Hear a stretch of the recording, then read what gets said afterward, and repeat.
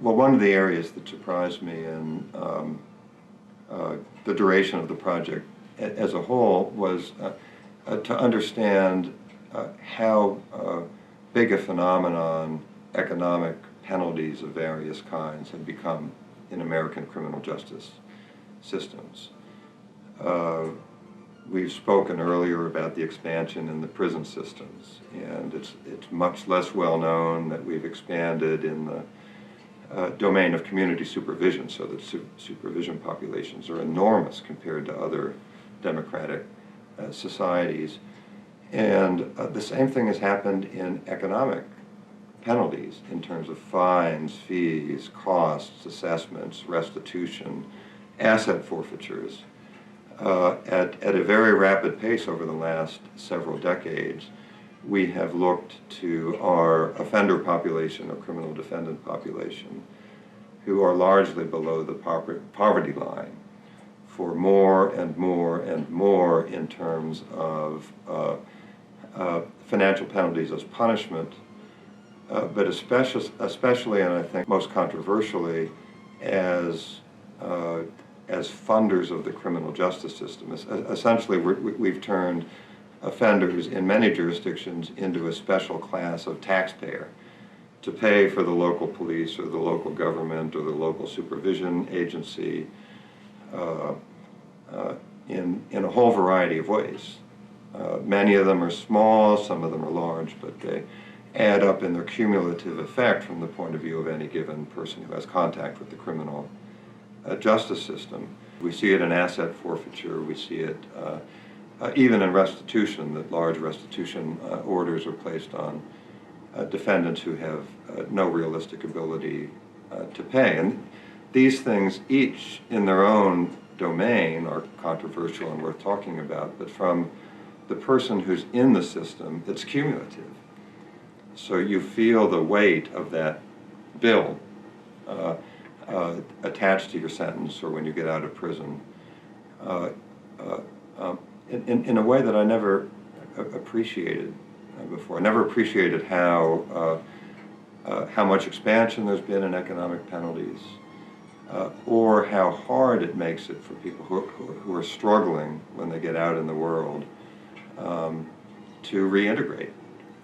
And it's in everyone's interest that people be successful.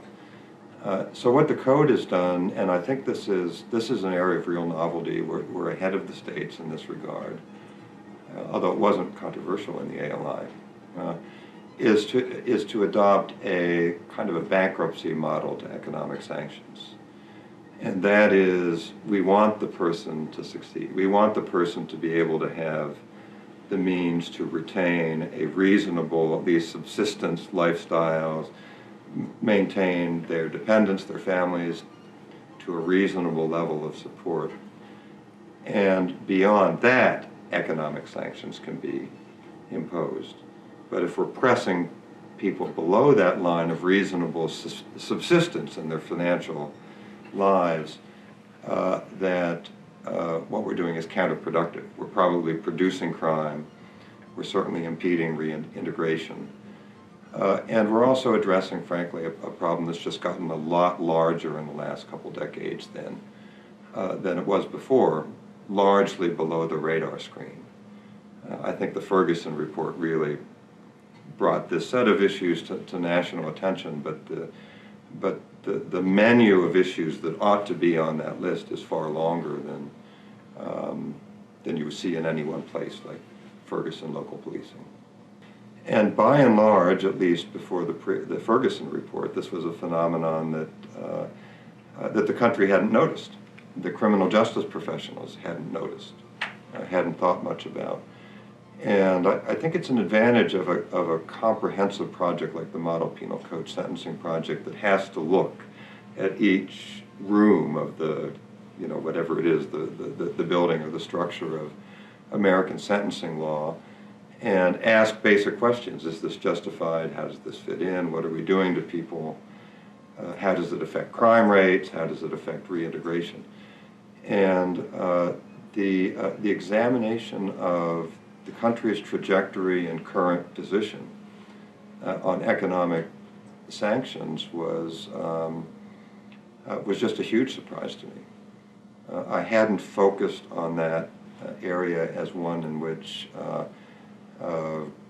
we, as a country, states, as jurisdictions, really needed to step back and self-evaluate, reevaluate what they were doing. But now I'm firmly convinced that's the case, and I think the code will help make that case. And I think that's a particular benefit of the kind of work that the Institute does. No one else is going to be doing that work.